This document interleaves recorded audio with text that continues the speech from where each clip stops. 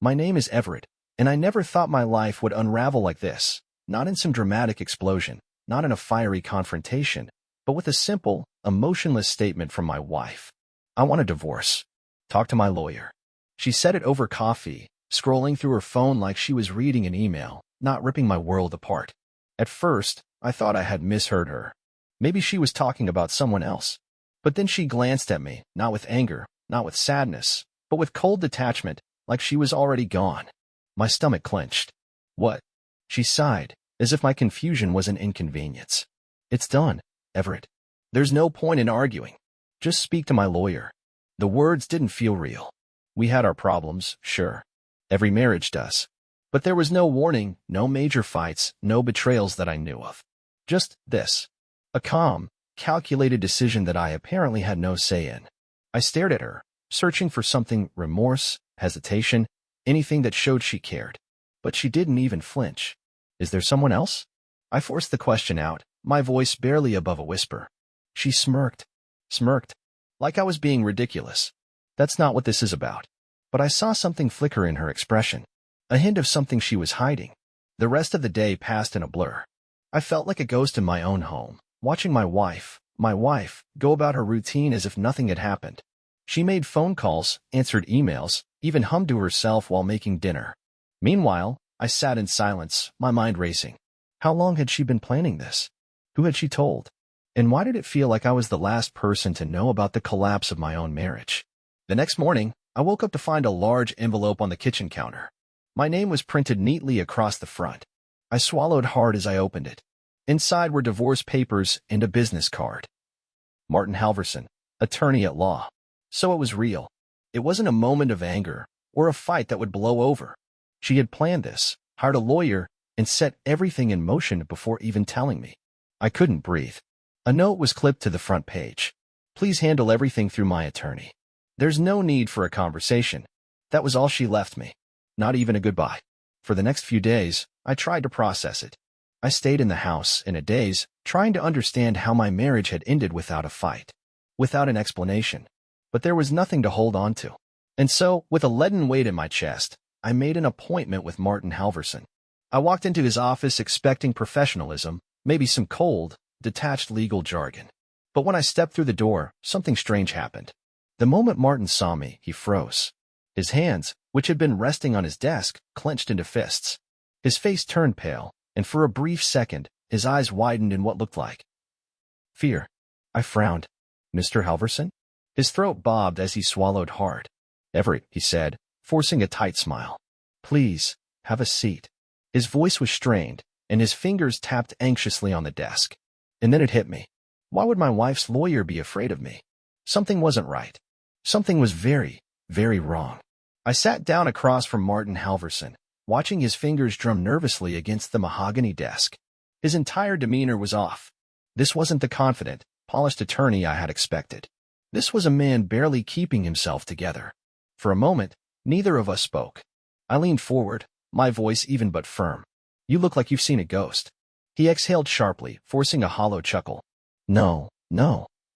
Just a little under the weather. Liar. I knew fear when I saw it. And this wasn't just unease. This was someone caught off guard in a way that left them completely exposed. I studied him carefully. Short-cropped hair, a pressed navy blue suit, a Rolex that was a little too flashy for someone who worked with divorces. Everything about him screamed control, except for the sweat gathering at his temple. I folded my arms. You've already spoken to my wife. A pause. A fraction of hesitation. Then he nodded. Yes. She retained me weeks ago. Weeks. The word hit me like a punch to the gut. She had been planning this for weeks. Maybe months. While I was waking up next to her, making her coffee, trusting her, she had been carefully dismantling our life behind my back. I cleared my throat, pushing the sting of betrayal down. All right, then. What's on the table? Martin licked his lips, flipping through the documents in front of him. He was still fidgeting, still jittery in a way that made my skin crawl. She's asking for the house, he started, avoiding my gaze. And a significant portion of your savings. My stomach twisted. Why? We don't have kids. There's no alimony requirement. She makes good money on her own. Martin shifted in his seat, exhaling through his nose. She provided reasoning. I clenched my jaw. What reasoning? That's when he hesitated again. It was small, but I caught it. The way his eyes darted, the way his fingers pressed a little harder against the papers. I knew a bluff when I saw one. I leaned forward, lowering my voice. Tell me the truth, Martin. He swallowed, his Adam's apple bobbing. And then, for the first time, he met my gaze head-on.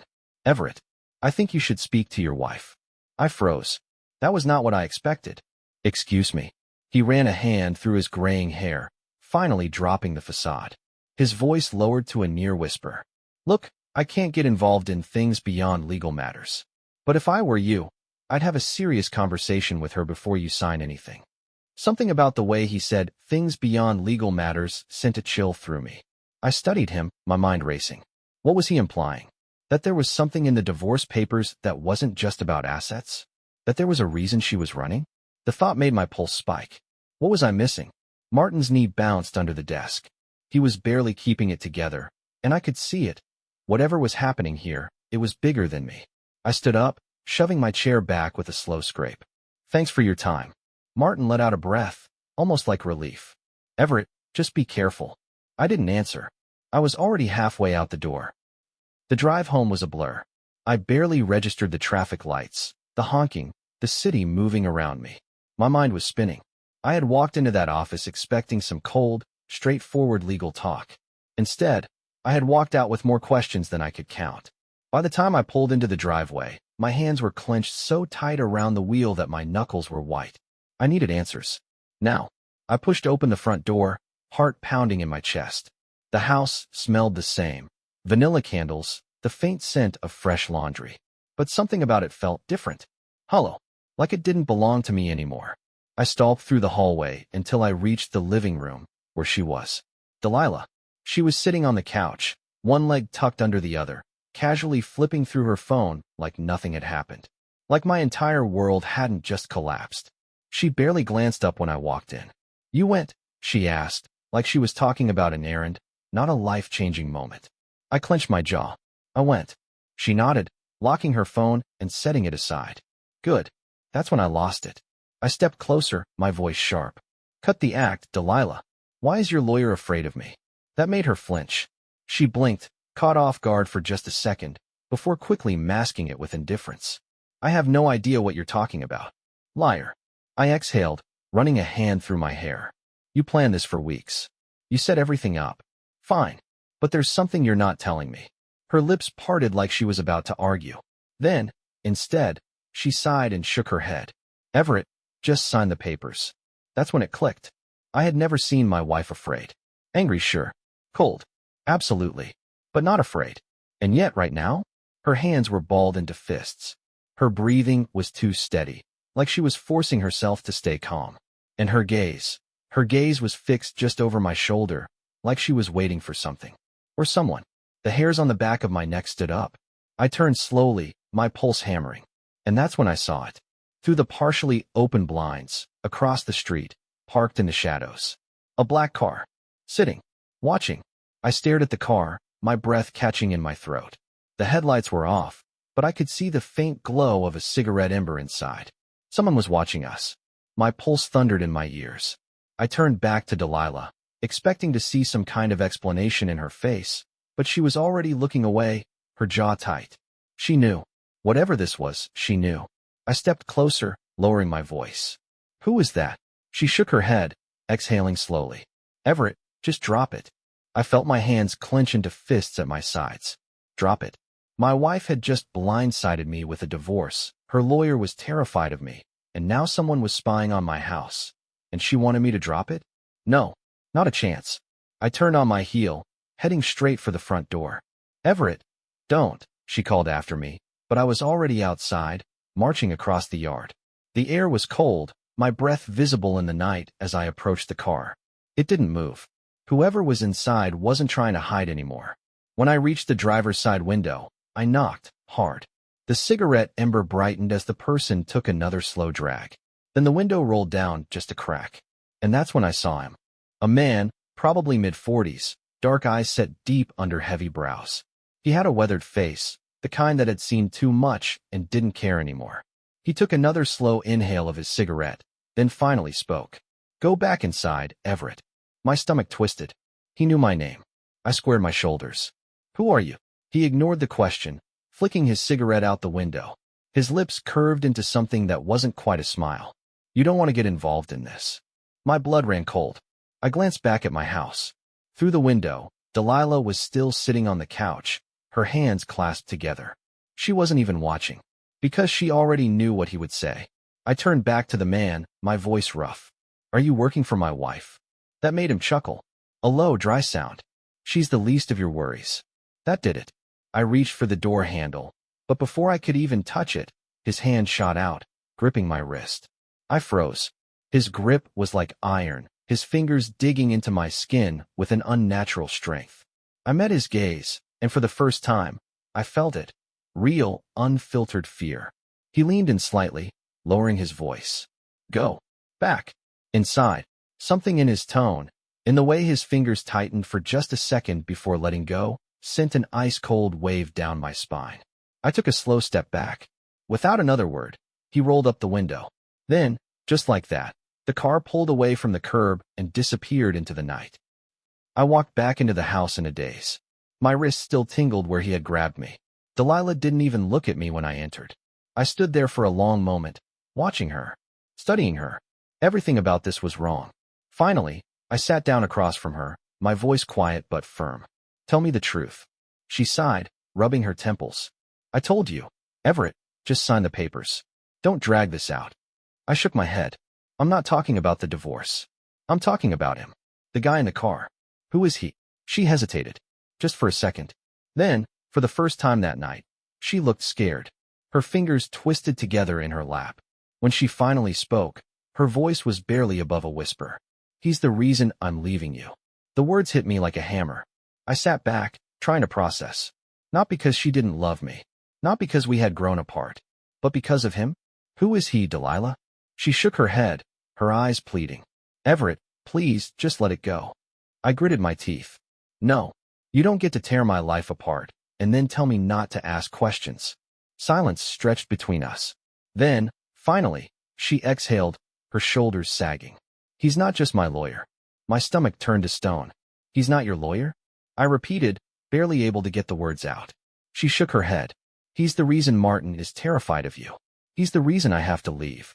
And if you keep digging, he'll be the reason you disappear. My chest tightened. Disappear? I leaned forward. Are you in danger? Her expression darkened. I was.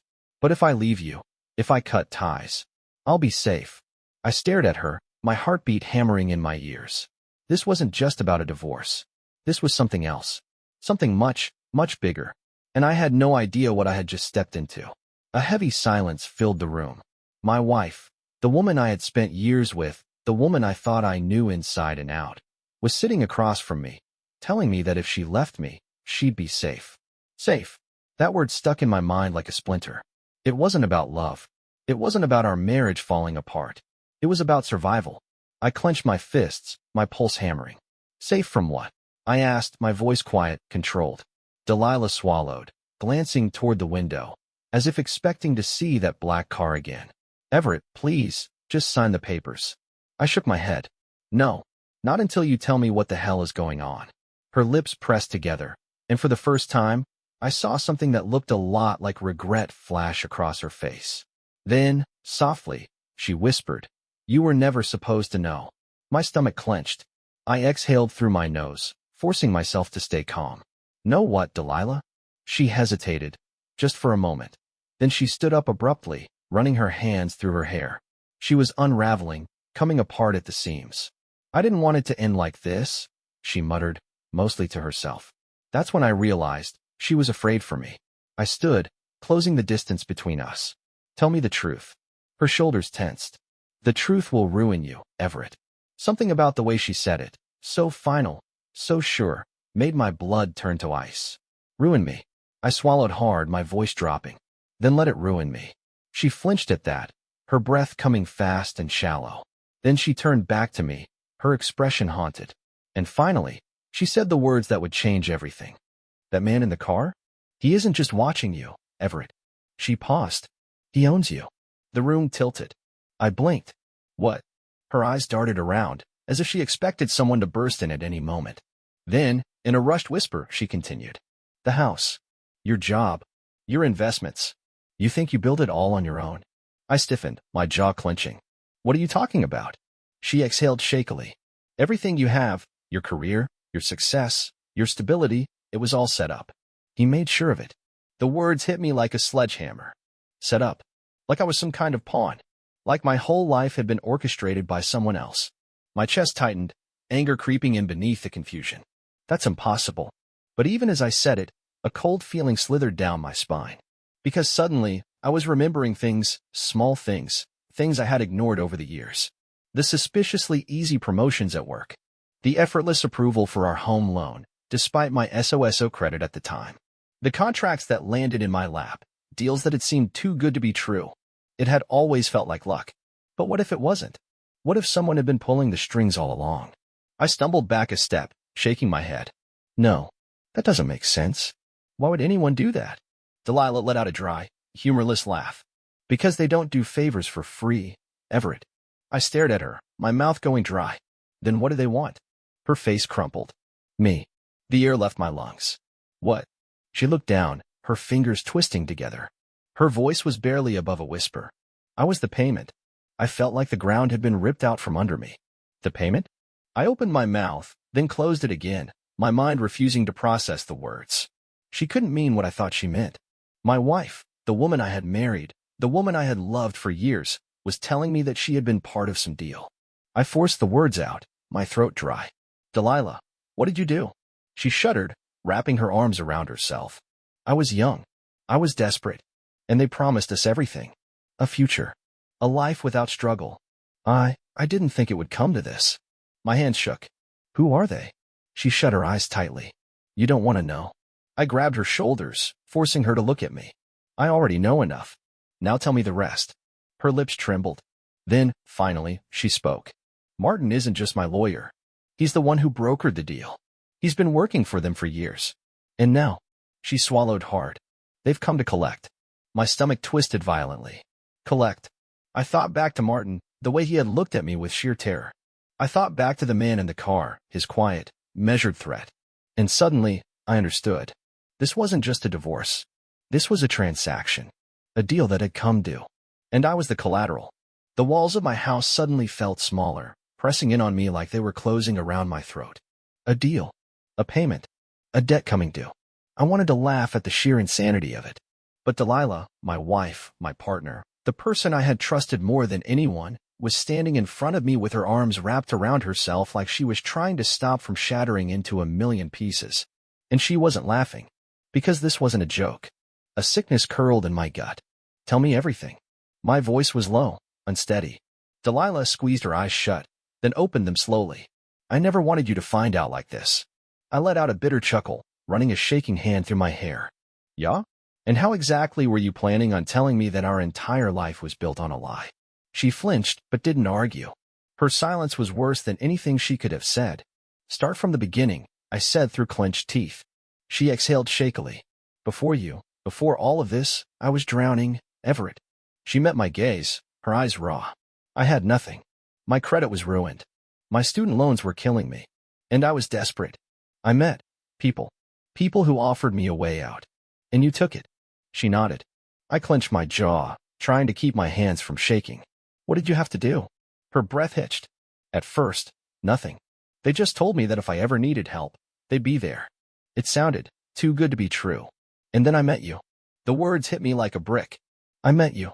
A horrible thought crawled into my mind like a parasite, digging its way into my skull. Was meeting me part of the deal? She hesitated. That was all I needed.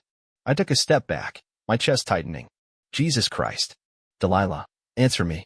Her lips parted, but nothing came out. And in that moment, I knew. My hands curled into fists at my sides. It wasn't it?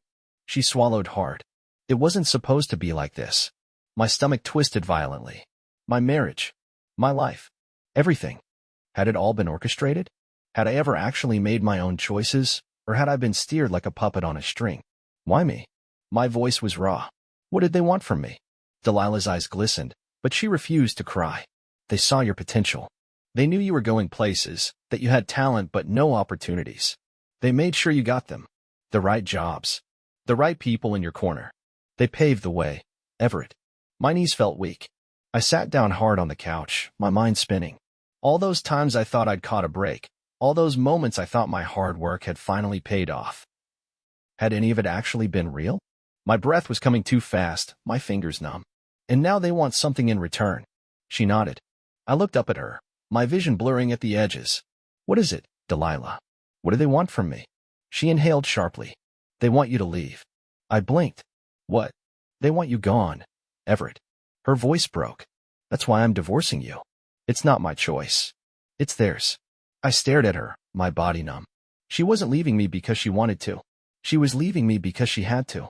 I sucked in a slow breath, trying to piece it all together. Why? Why do they want me gone? Delilah shook her head, looking away. I don't know. I didn't believe her. I stood up, my heart hammering. You're lying. She squeezed her hands together, staring at the floor. Delilah. My voice was sharp. What aren't you telling me? She finally met my gaze, and what I saw there made my stomach turn. It was regret and fear. Her lips trembled. Everett, please. The doorbell rang. The sound shot through the house like a bullet. We both froze. Delilah's face went pale. She turned to me, her eyes wide with panic. Everett, listen to me. You need to go. Now. I shook my head. I'm not running. This isn't a fight you can win. Her voice was desperate. You don't understand it. The doorbell rang again. This time, longer. More insistent.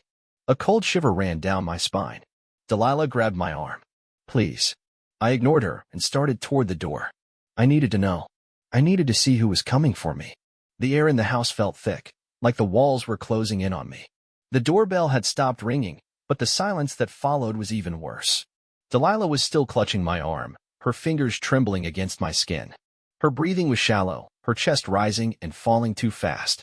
Everett, please, she whispered, her voice barely holding together. If you open that door, everything changes. But everything had already changed. She had torn my world apart. My marriage, my success, my entire life, it had all been built on a foundation I hadn't even known existed. And now, the people who had helped shape it were at my doorstep, waiting. I wrenched my arm free and took a step toward the door.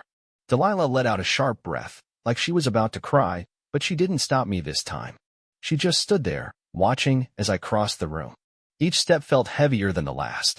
I reached for the doorknob. Then, knock, knock, knock. The sound wasn't loud, but it sent a pulse of ice through my veins. It wasn't the impatient pounding of a stranger. It was controlled, measured, certain. Whoever was on the other side of this door knew they were supposed to be here. I swallowed hard and turned the knob. The door swung open, and I came face to face with a man I had never seen before. He was tall, with graying hair and deep-set eyes that had the kind of stillness that made my stomach turn.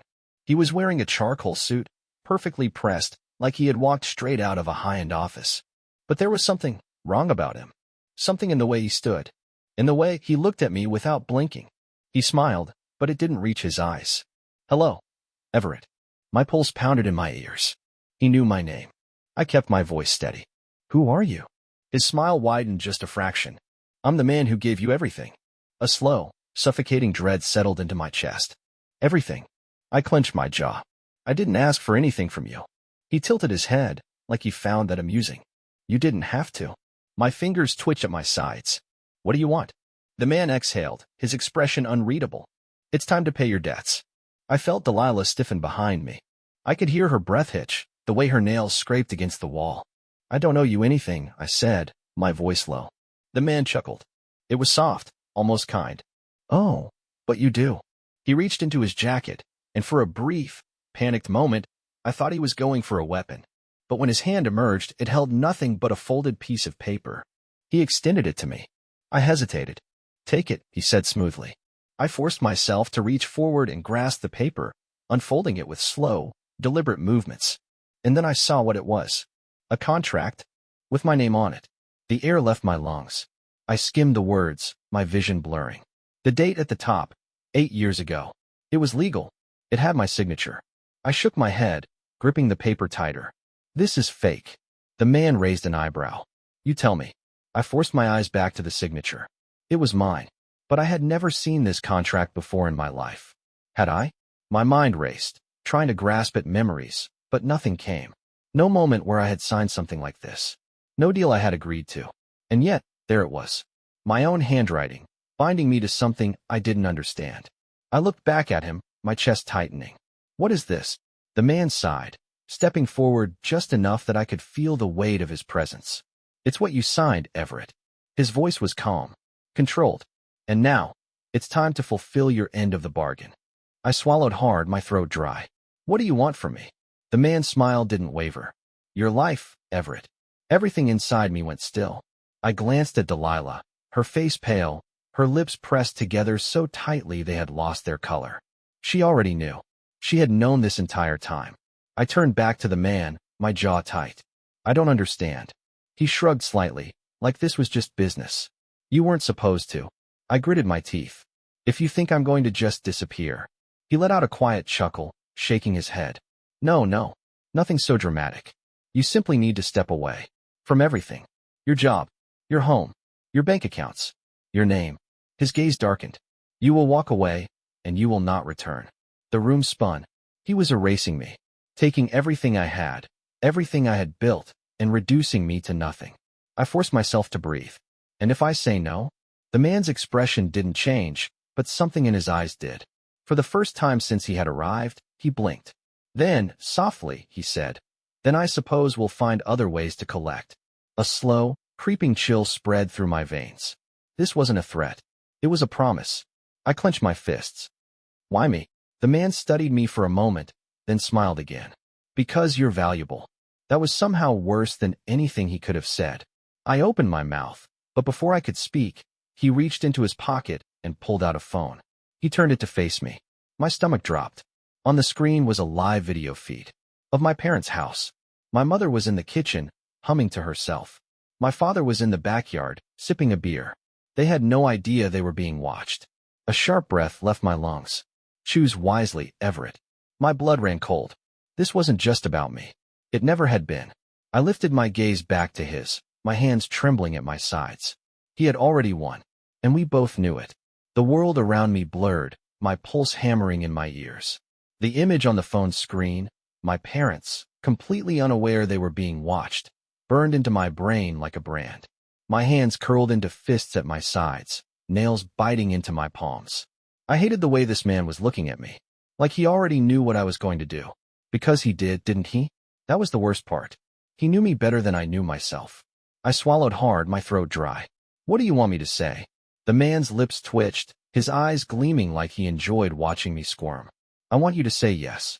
He tilted the phone slightly, the video shifting as the camera zoomed in on my father sitting on the porch, tipping his beer to his lips. Completely at ease. Completely vulnerable. I clenched my jaw so tight it hurt. I wasn't a fighter. Never had been. I didn't get into bar fights, didn't lash out when things didn't go my way. I was the guy who worked hard, built something for himself, and stayed out of trouble.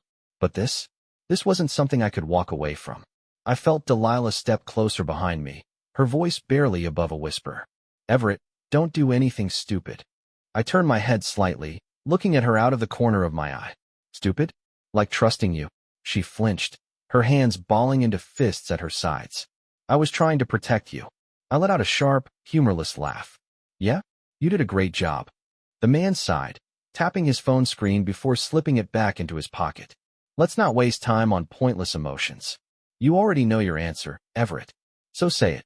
I forced myself to meet his gaze, refusing to let him see just how deep the fear had burrowed into me. And what happens if I do this? My voice came out steady, but inside, I was unraveling. The man smiled, like he was pleased I had finally asked the right question. You disappear. My stomach twisted. Disappearing meant more than just walking away. It meant no bank accounts, no paper trail, no proof that I had ever existed. And my family? I asked. He sighed, almost bored. They'll never even know anything was wrong. That's the whole point. You go quietly, and they stay safe. I wanted to argue. I wanted to fight. But what could I fight? A man who controlled everything?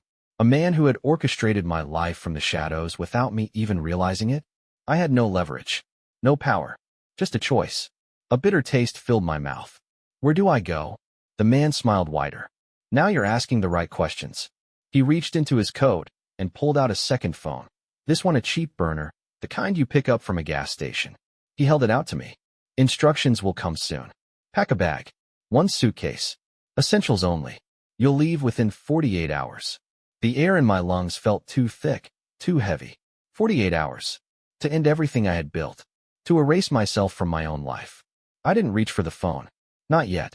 I could feel Delilah watching me, her hands gripping the hem of her sweater so tightly her knuckles had turned white. And I knew, in that moment, that she had made this choice already. She had chosen survival. I was supposed to do the same. But the thing about choices? They don't always go the way people expect. I took a slow breath. I have one condition. The man raised a brow, clearly amused by my sudden boldness. Oh, I forced my voice to stay even. Delilah goes too. The room froze. The slight smirk on his face faded, his expression turning unreadable. Delilah let out a sharp breath. Everett. I ignored her, keeping my eyes locked on him. She disappears with me. No ties, no connections. You cut her loose too. Silence. Then, slowly, the man let out a quiet chuckle. Well, maybe I misjudged you. He tucked the burner phone back into his pocket. That's an interesting offer. I kept my face blank, refusing to let him see the desperation crawling under my skin. If I was going down, I wasn't going down alone. He was going to take her too. She had built this life on lies. She had been part of this from the beginning. She wasn't going to just walk away clean while I was forced to disappear. He studied me for a long moment, then turned to Delilah. Is that what you want? I could feel her hesitation like a physical weight in the room. Then, softly, yes. I didn't know if she meant it. And honestly, I didn't care. The man smiled again, slow and knowing. All right, Everett. He reached into his coat one last time and pulled out 2 tickets. Not plane tickets. Not bus tickets. Train tickets. One way. No return. You leave tonight. My stomach clenched. I took the tickets from his outstretched hand, my fingers closing around the thin slips of paper. Tonight. I barely had time to think. To process. Everything was happening too fast. The man took a step back, brushing non-existent dust from his sleeve. One last thing, Everett. I met his gaze, my body stiff. His voice dropped lower, softer. If you try to run, if you try to change your mind. He pulled his phone out again, tapping the screen once. The image reappeared. My parents. My throat tightened. We'll know. Then, just like that, he turned and walked away. I watched as he strolled down my driveway, completely unhurried, like a man who had never once lost a fight. The second his car disappeared down the street, my knees nearly buckled. I felt Delilah's presence beside me, but I couldn't look at her, couldn't think about what was happening. I stared down at the train tickets in my hands. 1 suitcase. One way. Tonight. My life was ending in a matter of hours, and I had no idea what was waiting on the other side. I stood frozen in the doorway long after the man had disappeared, the train tickets clenched so tightly in my fist that the paper crumpled. Tonight. That was all the time I had left to exist as Everett. The reality of it hit me in waves, each one heavier than the last. I wasn't just leaving my life behind. I was being erased. I turned slowly, my movements sluggish, like I was underwater. Delilah was still standing there, her arms wrapped around herself. Her face was unreadable, but I could see it in her eyes. She knew this was the end. For both of us. The silence stretched between us, thick and suffocating. Finally, I spoke. You should start packing. She flinched, then nodded. Yeah. Her voice was barely more than a whisper. I didn't wait for her to say anything else. I walked past her, through the house that no longer felt like mine, and into our bedroom. I grabbed a suitcase from the closet and started throwing clothes into it. My movements were mechanical, jeans, shirts, shoes. My mind was numb. I caught a glimpse of myself in the mirror. The man staring back at me looked like a stranger. This isn't real. It felt like I was watching someone else's life collapse, like I had somehow stepped into a story that wasn't mine. But it was. And there was no waking up from it. I swallowed hard and forced myself to keep going. 1 suitcase. Essentials only. But what did that even mean when you were about to cease to exist? My passport? Useless. My wallet? Pointless. I grabbed my watch, the one my father had given me on my 30th birthday, and slipped it onto my wrist. At least that was real. The last goodbye. By the time I walked out into the living room, Delilah was ready. She had a small bag slung over her shoulder, her posture stiff. We didn't say anything. There was nothing left to say. We left the house without looking back. The cab ride to the train station was silent. Delilah kept glancing at me like she wanted to say something, but every time she opened her mouth, she stopped herself. I didn't push her. What was the point? We reached the station just as the sun began to set. The sky was streaked with orange and red, casting everything in an eerie glow. The platform was mostly empty. It felt fitting. I reached into my pocket and pulled out the train tickets, smoothing out the creases. One way. Delilah shifted beside me, rubbing her arms against the cold. Then, softly, Everett. I turned to her. For the first time since this nightmare had started, she looked like my Delilah again. Not the woman who had betrayed me. Not the woman who had lied. Just Delilah. I'm sorry. Her voice cracked. For all of it. I stared at her for a long moment. Then I exhaled slowly, shaking my head. Yeah, me too. She swallowed hard. Do you think we'll ever be okay again? I looked down at the ticket in my hand. The ink was smudged where my fingers had pressed into it too hard. Finally, I answered. I don't know.